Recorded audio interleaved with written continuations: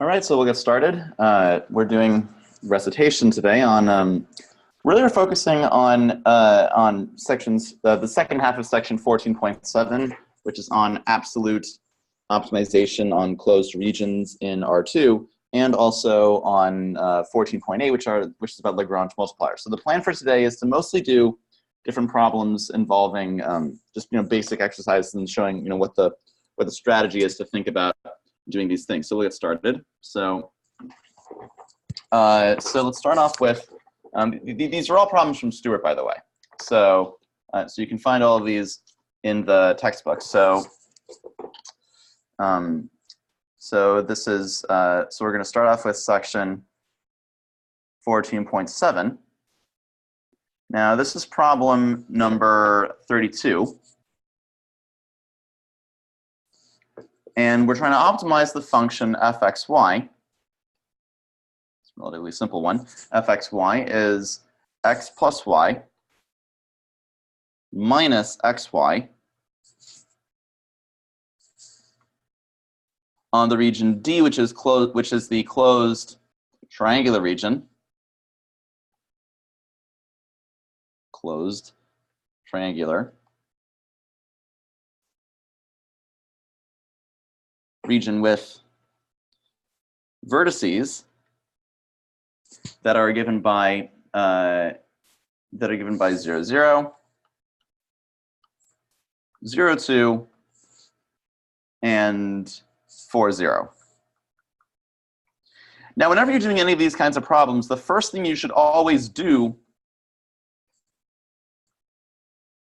is draw the thing. So let's try drawing what this scenario actually looks like. So we've got 1, 2, 3, 4. Here's one vertex. The other vertex we're told is at the origin.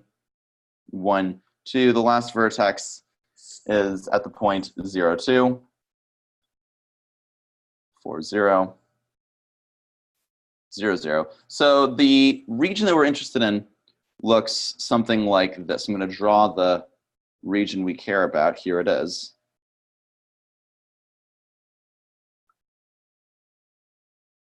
So that's the region we're interested in.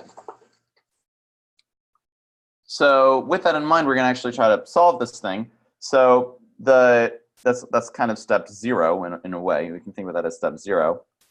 Step 1 is to look for interior critical points. And for that, we're going to have to use the same strategies we developed last week, which is taking the partial derivatives, which in this case is 1 minus y for the derivative with respect to x, set that equal to 0. The other one, fy, is going to be 1 minus x, and set that equal to 0. And immediately we see that the only interior critical point that we get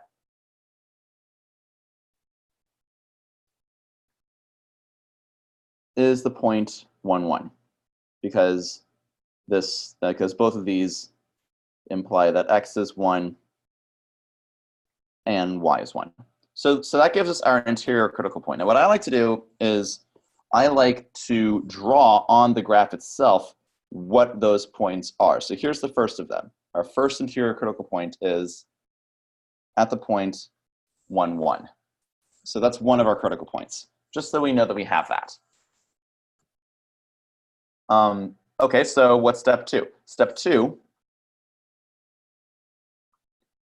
is to look at what happens on the boundary. And there are 3 different boundaries that we have to worry about, and I'll color them accordingly. We've got the x-axis, which I'm going to call boundary 1.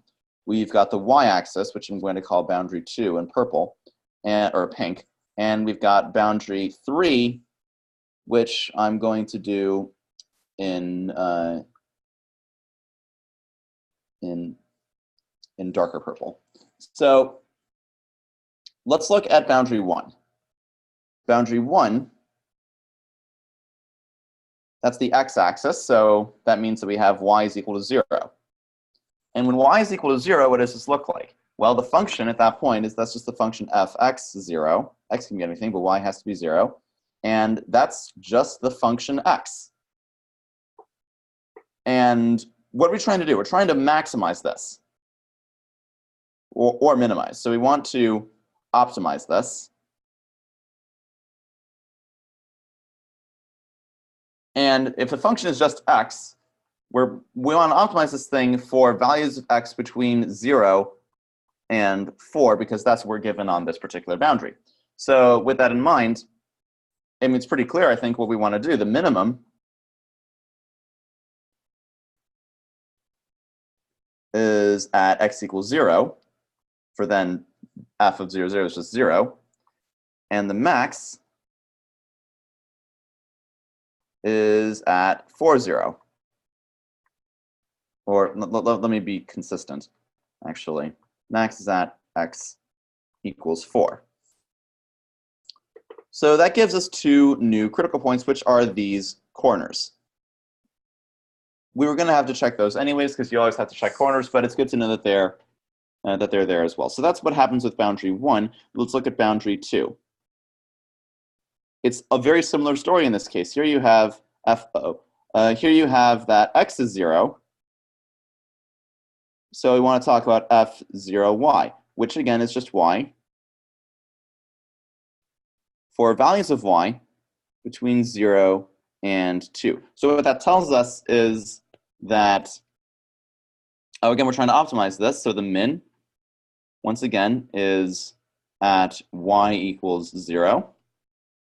And the max is at y equals 2. So that gives us that gives us really only one new critical point, because we already had the y equals 0 case. That was that corner over there. The only other thing that we need to worry about now is boundary 3. And this one is in some ways the most interesting one. So what happens with boundary 3? Well, we have to think about what that curve is. That curve is a line, right? It's the line y equals, well, it's the slope. The slope is negative 1/2 x. It's supposed to be a negative 1/2 x plus 2, right? That's the line that we're given there. And with that in mind, this becomes the function f x comma negative 1/2 x plus 2. You actually do all that out, what do you get? X minus 1/2 x plus 2 for y, plus x times negative 1/2 x plus 2. And that just comes in from plugging in negative 1/2 x plus 2 for y. Why are we doing this, by the way? The reason we're doing this is because, once again, we're trying to optimize this function on this boundary specifically, just on this curve. But on that curve, it happens to be the case that y is negative 1/2 x plus 2. So it stands to reason that we're optimizing this function with that possible value for y. And yes, that value can change. We're accounting for that. That's why we're plugging in this thing in for y. Okay, so you do the algebra, you work out this whole thing. That is eventually going to become 1/2 x plus 2x, or in other words, 5/2 x minus 1/2 x squared plus 2. So now with all that, that tells us what that thing is, and we're trying to optimize that thing.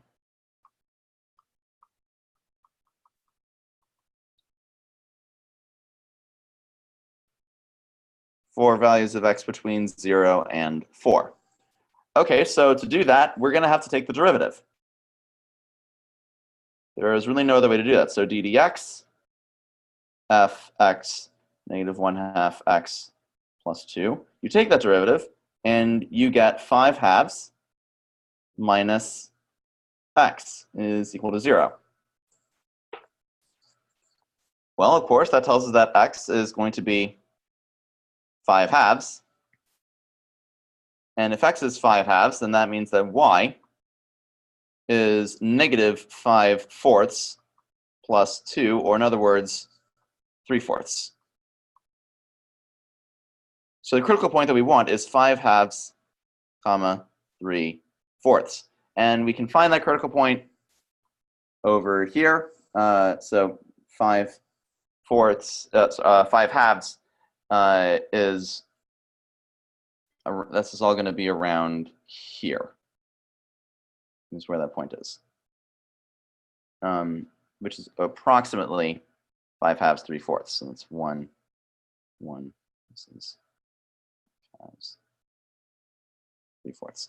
It's just it's not exactly a scale, but you do what you can with limited artistic materials. So we now have candidate extrema.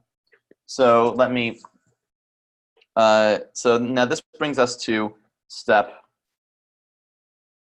3, which is to test the candidate extrema. And if we're going to test the candidate extrema, what's that going to look like? Well, what that's going to give us in this case, here our candidate extrema are 0, 0, 4, 0, 0, 2, 1, 1, and 5/2, 3/4. And we saw, and we're going to plug all of these in for F in each case. We saw the, and how did I get those numbers, by the way? Those are the extrema that we found on the previous slide, right? Or by actually looking at the values on the boundary and the interior critical point. So these are our candidate extrema. Oops. And just to recall, fxy was defined as x plus y minus xy, if I remember correctly. Yep. So f0, 0, that's 0. f4, 0 is 4. f0, 2 is 2. f1, 1 is 1. And f5/2, 3/4, a little more complicated. 5/2 plus 3/4 minus 15/8. Well, that's going to come out to, and just after doing that whole thing, 20/8 plus 6/8 minus 15/8 is 11/8. Well, that's not bigger than 4. So we have our maximum, we have our minimum. So what we find in this case, after having done all this,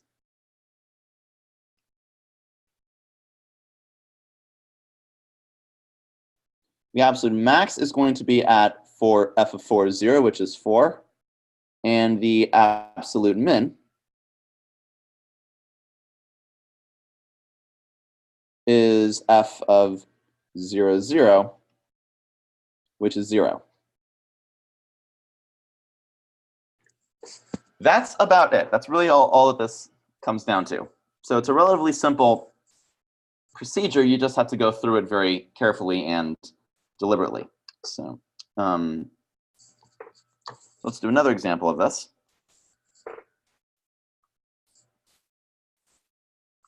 This is same section, and this is going to be problem 37.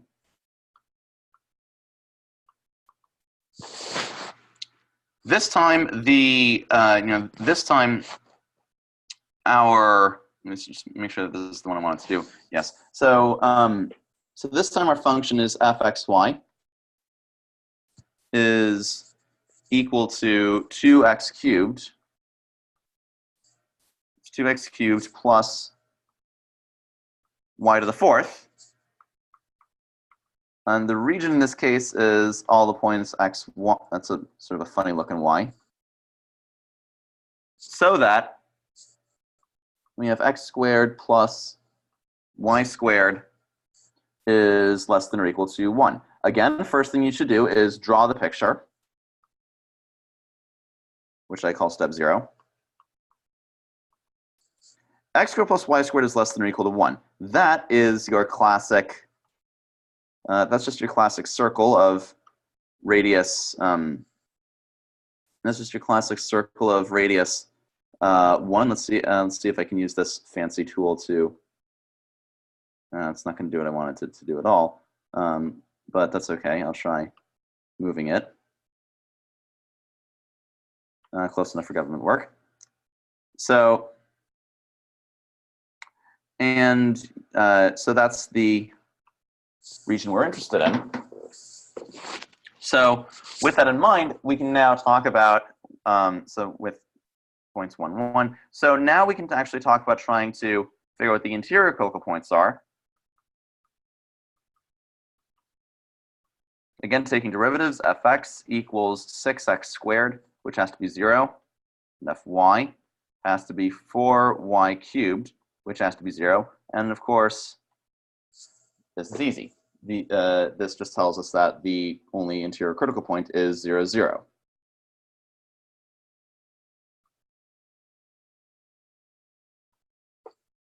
So that tells us about the first critical point. But now I have to figure out the critical point on the boundary, which is that x squared plus y squared is less than or equal to 1. This is a little tricky, and here's what I recommend. So one option is to use Lagrange multipliers, but if you don't want to do that,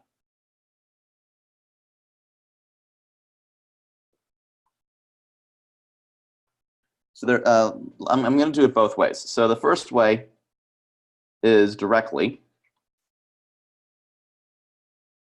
If you want to do it directly, well, one thing we can observe is that you have to do this in two different pieces, right? You have to do it in the upper half, and you have to do it in the lower half. And the reason you have to do this in, I want to try to do that in a different color. Right, so you have to, I'll make those a bit bolder, actually. So you have to do the upper half of the circle and the lower half of the circle. And the reason you have to do these in different halves is because if you're not going to use Lagrange multipliers, then you can treat this as a function of your two variables, but you have to do it in, but you have to actually, it has to actually be a function like y in terms of x, for example. So you have to do that in two different pieces. So let's look at the first piece. Fortunately, they're very similar because you're just squaring the thing. So if you do piece 1, that's going to be y is equal to root 1 minus x squared, which means that y to the 4th is just 1 minus x squared squared. So in this case, f of xy, f of xy becomes 2x cubed plus 1 minus x squared squared. You want to optimize this.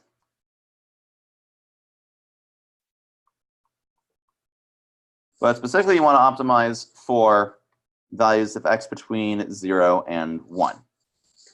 Or, sorry, negative 1 and 1. So you take the derivative, you get 6x squared minus, in this case, it's going to be just by the chain rule, it's going to be minus 4x times 1 minus x squared. And that has to be 0. What I recommend is factoring out an x. This gives us x times 6x minus 4 plus 4x squared. And this is going to be a little bit tricky, but not impossible. Again, that has to be 0. One possibility is x is 0, but if x is not 0, then so either x equals 0, and if it is, then that tells us that y has to be 1. Or we have 6x minus 4 plus 4x squared equals 0. One of those two things has to be equal to 0 in this case. So we have to just work out what that's going to be. So if we have 4x squared plus 6x minus 4 equals 0, that's the same thing as saying 2x squared plus 3x minus 2 is equal to 0. We're going to have to quadratic formula that. So x is negative 3 plus or minus the square root of 9 plus 4 times 2 times 2 is 9 plus 16 over 4, which in this case is going to, let me just make sure I did that correctly, 4 times 2 times 2. Always double check what's going on. And yes, I think I did do that correctly. So that's negative 3 plus or minus 5 over 4, which is either going to be 1/2 or either 1/2 or -2. So that tells us what x is, and accordingly, we would have y. If x is 1/2, then if x is 1/2, then y is going to be √3/2. But you stare at that for a moment and you realize that x can't be -2. And the reason was because if it were -2, then we'd be out in a different part of the graph, right? So in other words, if x were -2, we'd be way out here, and that's not going to happen for our purposes because that's not part of this particular graph. So the only possibility that we get is x equals 1/2, y equals 3/2, and that puts us, and that's going to put us over, over here. And without, and without going into too many details, let me just say that that boundary 2 is the same thing, but in this case, y is -√3/2. And it's the same thing because, again, y is just, it's y to the 4th, and all we're doing in this case is, raising this to the 4th power, so that's not really a problem at all. So it's the same basic principle. So that gives us 3 critical points for our region. Let me go on to the next page here. So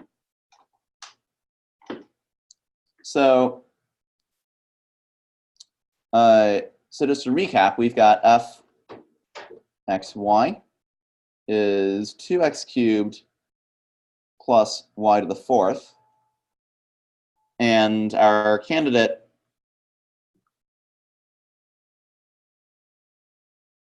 critical points are given by 0, 0, 0, 0, and 1/2 √3/2, 1/2 -√3/2. Oh, I forgot. I just realized this. I forgot a couple of them. Yeah, because this also, silly me, I forgot to include x is 0, the x is 0 possibility, in which case y could be 1 or -1. And now that I'm doing this, I'm realizing I actually left out a lot of things. You see, the issue is, so I made a little mistake. The mistake that I made was I didn't check the endpoints of this thing. So if you're going to do this using, without using Lagrange multipliers, you also have to check the endpoints, which in this case happen at x is -1 and x is 1 in both cases. Because again, the whole issue is we're optimizing this on a specific interval of x, and I didn't check the endpoints of that interval, which you need to do. I thought that something was coming out kind of strange for a second, and that would be it. So you have to check those endpoints as well. Okay, so that's going to make a bit of a difference. So now, let me continue on with listing the candidate extrema. 0, 0, 1 √3/2, 1/2 -√3/2. Sorry.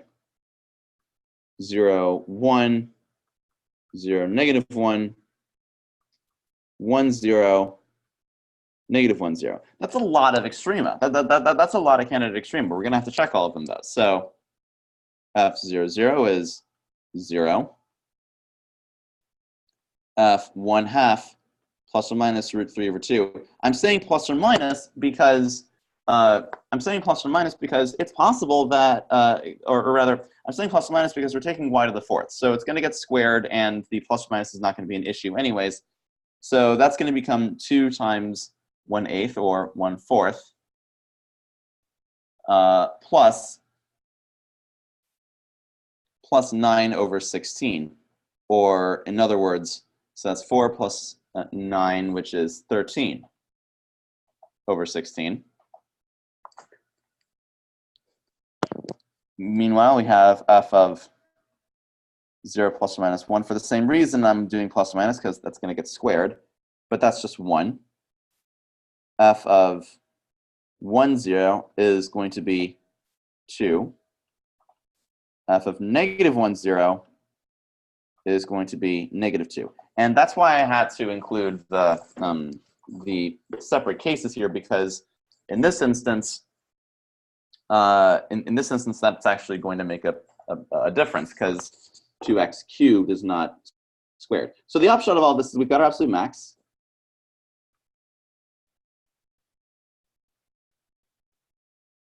Which is f of 0 plus or minus 1, which is 1.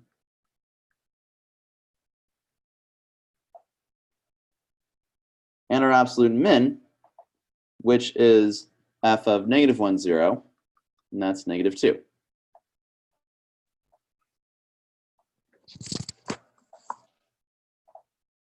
Now you can also do this using Lagrange multipliers.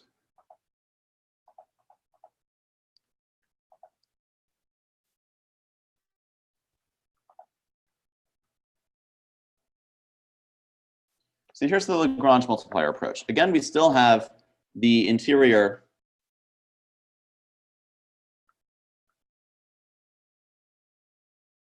critical point of 0, 0. And we've got our function fxy is 2x cubed plus y to the 4th on the region x squared plus y squared is less than or equal to 1.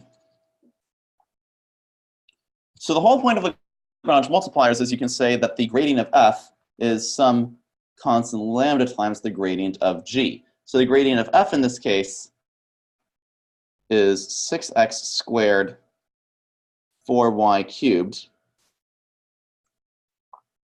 And that's the same thing as some 2 lambda x, 2 lambda y. So this gives us the system of equations. 6x squared equals 2 lambda x. 4y cubed equals 2 lambda y. X squared plus y squared equals 1. Okay, so what does this tell us? This tells us, among other things, that, let's look at this first equation. If x is not 0, then this says that 6x is equal to 2 lambda, or 3x equals lambda. So 4y cubed equals 6xy. Now, if y is not 0, then that's going to tell us that 4y squared equals 6x.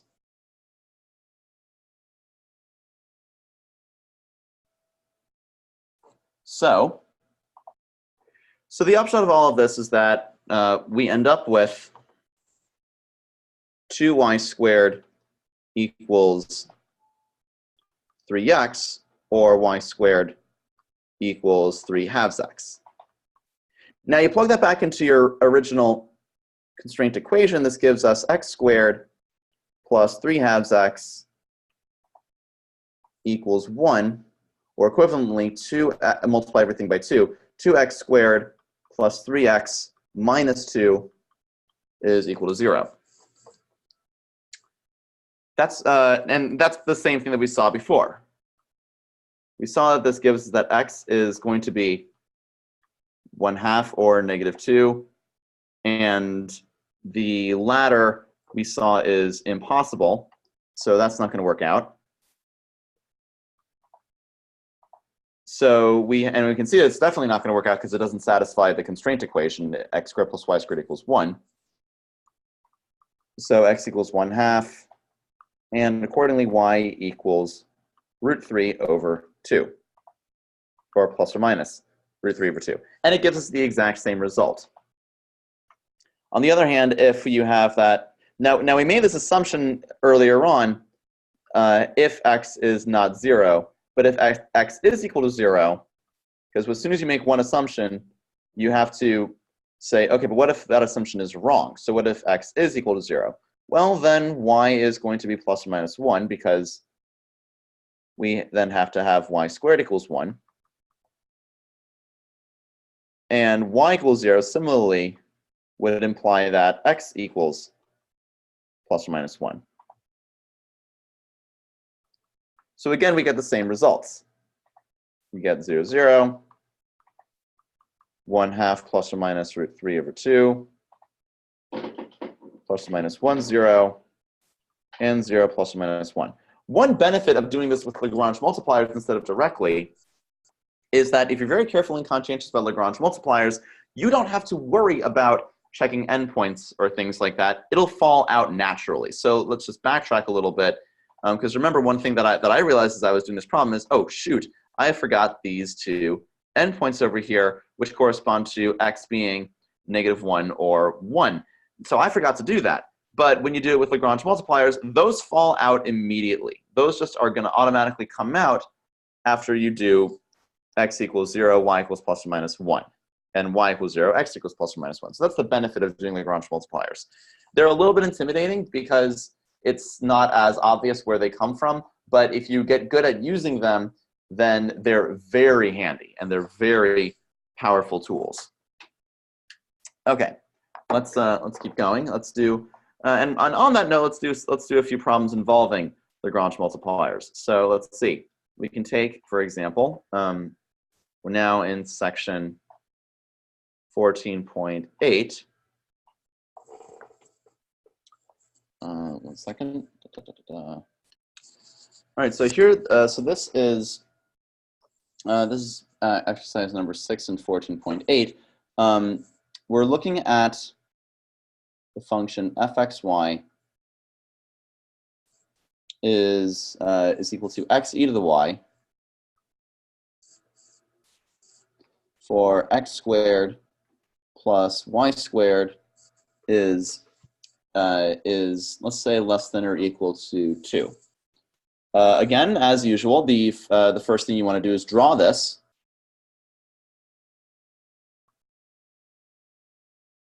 And if we're going to draw it, what are we going to get? Well, it's almost the same picture that we saw before. Let's see if I do a better job at drawing a circle in this thing this time.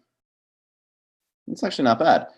So, and I can even do it shaded in. So that's the region we're interested in, this shaded in object. In this case, we're working with what's happening at root 2, rather. So step 1 is to look at the interior.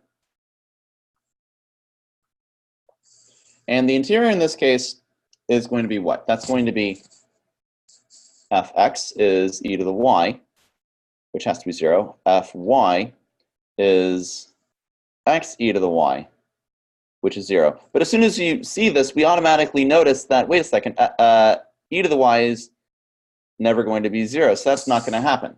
So, so there are no interior critical points.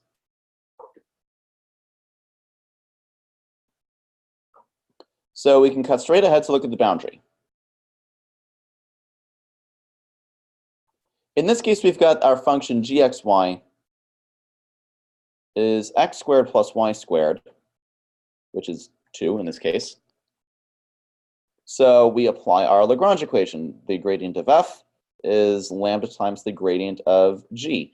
In this case, what does that translate to? Gradient of f is going to be, we basically just did this, e to the y equals 2 lambda x e to the y equals 2 lambda y, and x squared plus y squared equals 2. This is the system of equations we now have to solve. Now, one thing we notice if you look at these first two equations, if you multiply the first one by x, this gives us x e to the y equals 2 lambda x squared, and x e to the y equals 2 lambda y. So in particular, what that tells us is 2 lambda x squared equals 2 lambda y squared. Or if you prefer, and you should prefer, lambda x squared equals lambda y. Now it's tempting at this point to just divide by lambda, but before we do that, we have to make sure that we deal with the case of what happens when lambda equals 0. Fortunately, this isn't going to be an issue, because if that happens, by the first of our new equations, that tells us e to the y is equal to 0, which is not possible.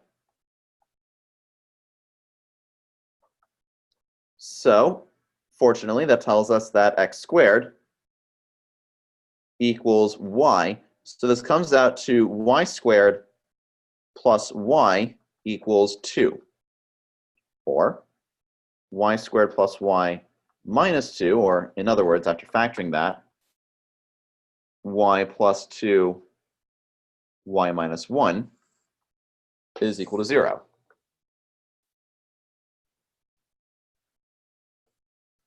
So now that we know that, you either have y equals 1 or y equals negative 2. But you look at this for a second, you realize, well, y equals negative 2 is not possible. Because if we have y equals negative 2, that means that you're going to get x squared plus 4 equals 2. Or in other words, x squared equals negative 2, which is, again, is not possible.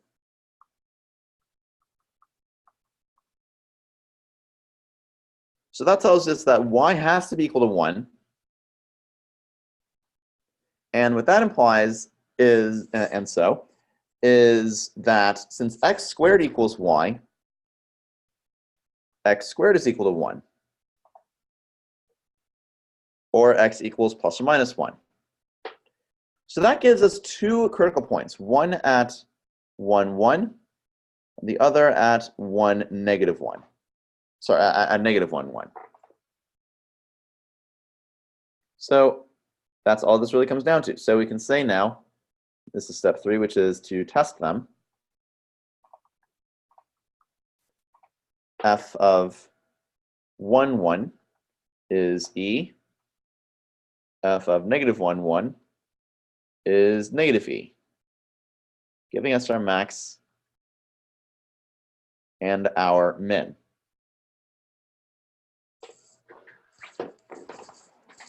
Now, that was much easier than it would have been if we tried doing this directly. Because if you tried doing that directly, just for comparison's sake,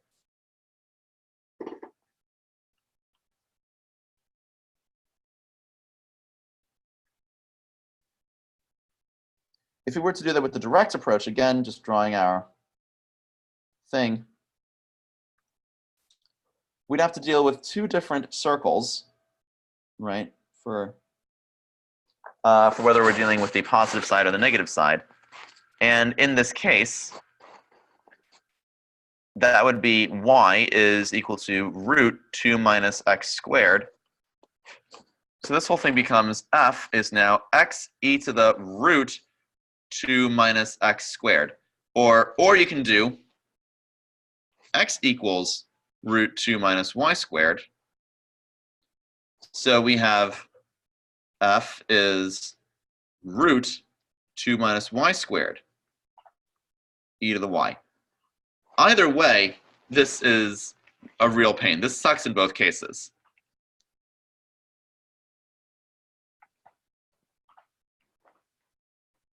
And so the Lagrange is just a way better strategy in this case. So even though it's a little harder, at least in terms of you have to, or not even harder, just a little bit more intimidating to some students, because it's like, oh no, I need to learn this new strategy. Yeah, but that strategy makes your life so much easier. This is a pain to do directly.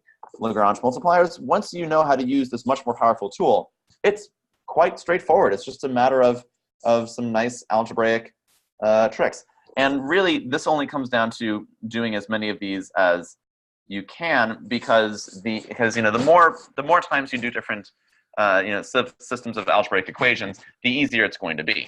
So let's do another example of this. What if we have, say, I don't know, let's look at a 3-variable one, fx, y, z, is given by xy squared z. And we've got x squared plus y squared is plus z squared equals 4. Okay, well, and this is equality, not inequality, so we only have to deal with this actual sphere. Well, again, hitting this with Lagrange. In this case, you really have to hit it with Lagrange because we don't have a way of optimizing in 3 dimensions. I mean, you can, but it gets complicated pretty quickly when dealing with the nature of critical points in 3 dimensions. You already saw the critical points going from 1 dimension to 2 dimensions was quite a leap. So anyways, taking the gradient, I'm actually going to make this a little bit larger because we've got a couple different equations to work with here. Gradient of f, y squared z equals 2 lambda x, 2xyz equals 2 lambda y, xy squared equals 2 lambda z, and x squared plus y squared plus z squared is equal to 4.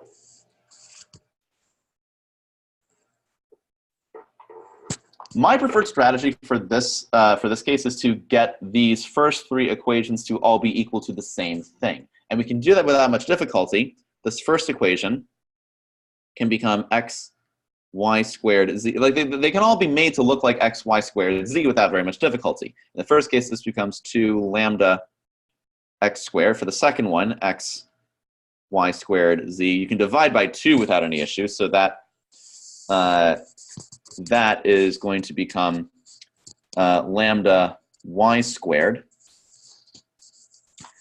and x y squared z is equal to 2 lambda z squared. So the upshot here is that these are all equal to the same thing.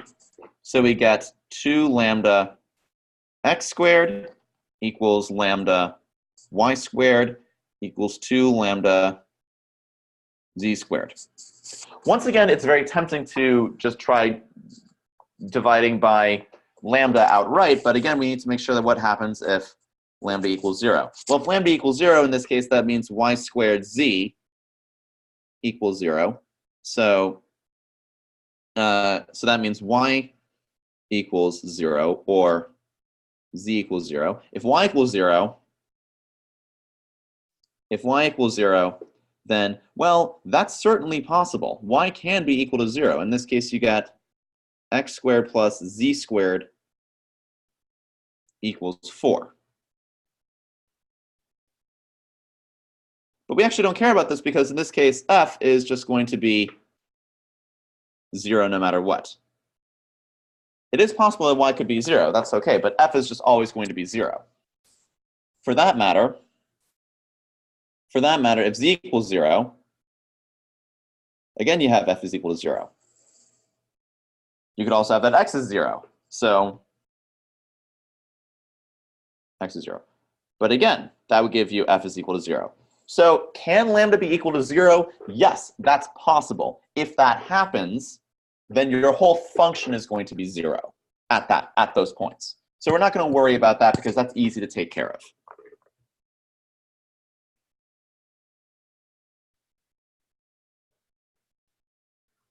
If lambda is not 0, then that means 2x squared is equal to y squared, and that's equal to z squared. So in particular, that means that x squared equals z squared. So this gives us x squared plus 2x squared plus x squared is equal to 4. Or in other words, 4x squared equals 4. Or in other words, x equals plus or minus 1. Now if x equals plus or minus 1, that means that y has to be plus or minus 2, and z has to be plus or minus 1. And that will, y is plus or minus root 2, excuse me. And that will do the trick. Now, on the one hand, you might look at that and say, yeah, but that means that you've got 2, 4, 6 different things to choose. You've got 6 different critical points for different permutations of positive or negative. But you don't actually need to check all of them because the question that I didn't make this explicit, but the question was to find the max and min values, not points. I don't care necessarily about what the actual points are. I just want to know what the values are of the function in question. Now for that, we can just take, okay, well, f of plus or minus 1, plus or minus root 2, plus or minus 1. Plugging those into our function, that's going to give us plus or minus 2, depending on the permutation of pluses and minuses. Really, it depends on the sign of x and z. It doesn't depend on the sign of y at all, because y gets squared. It just depends on the sign of x and z. So the possible critical values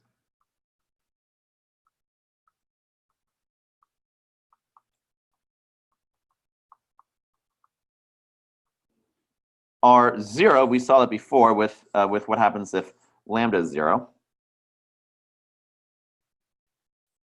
-2 and 2. So that tells us exactly what we want. The max is, oh, no, not the max is absolutely not 0. The max is 2. And the min is -2. That's really all that this comes down to. All right, let's do one more. Let's look at, I don't know, what's something that's a little bit different? What if you have,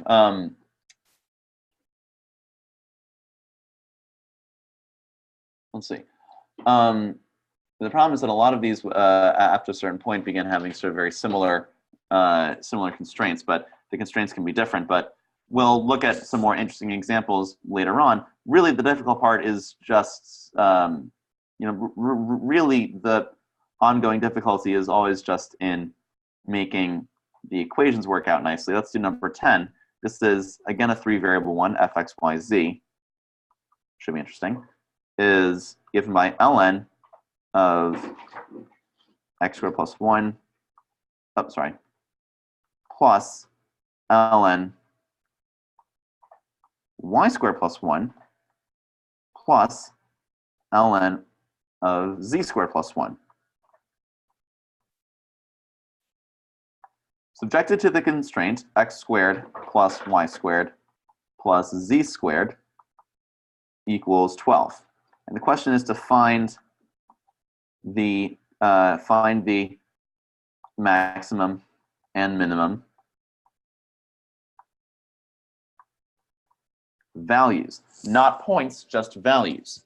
So again, hit it with our Lagrange equation. In this case, gxyz is, as it was before, x squared plus y squared plus z squared. So if we take this derivative, we get 2x over x squared plus 1 equals 2 lambda x. 2y over y squared plus 1, I'm going to need a bigger bracket, is going to be 2 lambda y.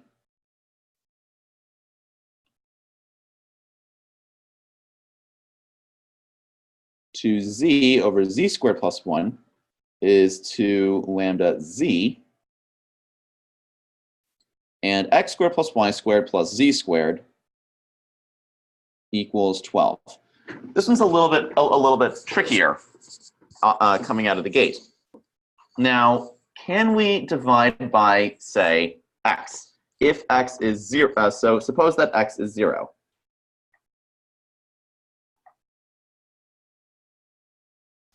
If x is 0, then what would that mean? That would mean, well, at first it doesn't seem like it means anything, except that you would be then dealing with, f0 yz, which would be ln y squared plus 1 plus ln z squared plus 1. That could happen. That's okay. on y squared plus z squared equals 12.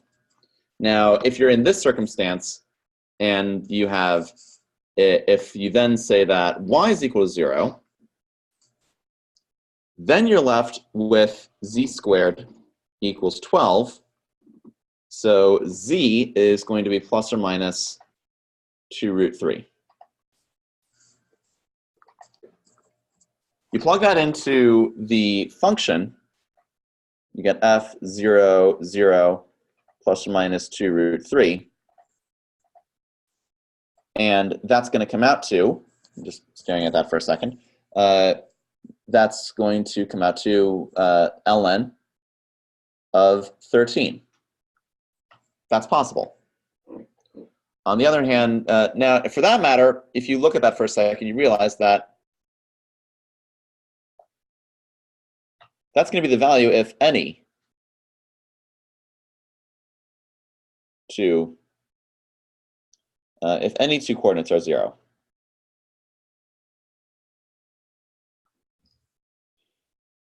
What if one of them is?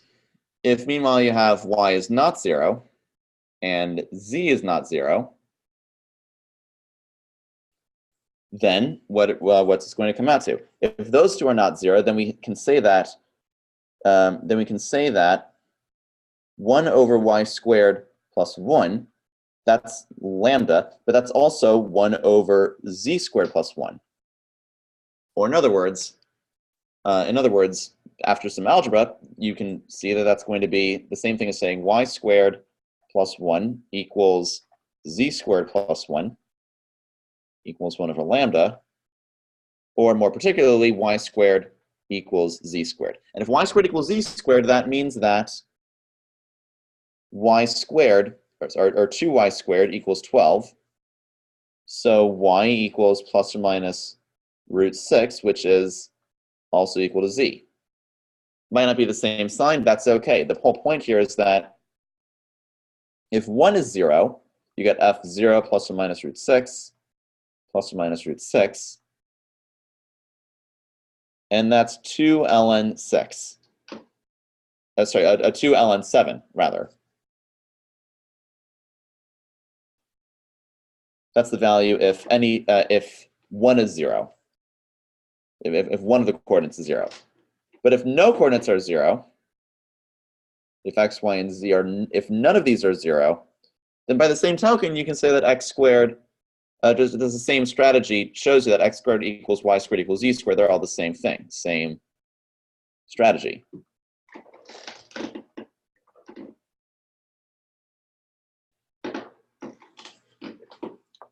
So what that gives us in this case, if they're all equal, then that tells us that 3x squared equals 12, or in other words, x squared equals 4,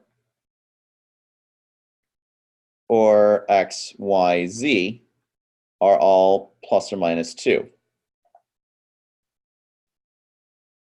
So what that tells us is, in that case, you would have f of plus or minus 2, plus or minus 2, plus or minus 2 in any order. That would be 3 ln 3 in that case. So what's the upshot here? If one coordinate is 0,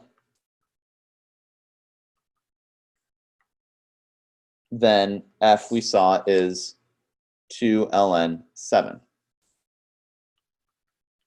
If two chords are 0, that gives us f equals ln 13. But if no coordinates are 0, then that's f is equal to 3 ln 3.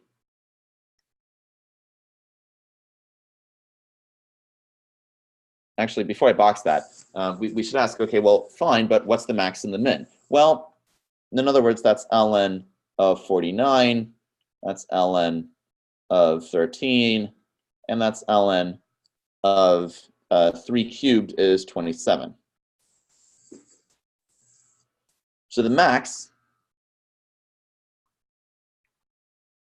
is ln 49. Sorry, ln 49. Or in other words, 2 ln 7. Min is natural log of 13.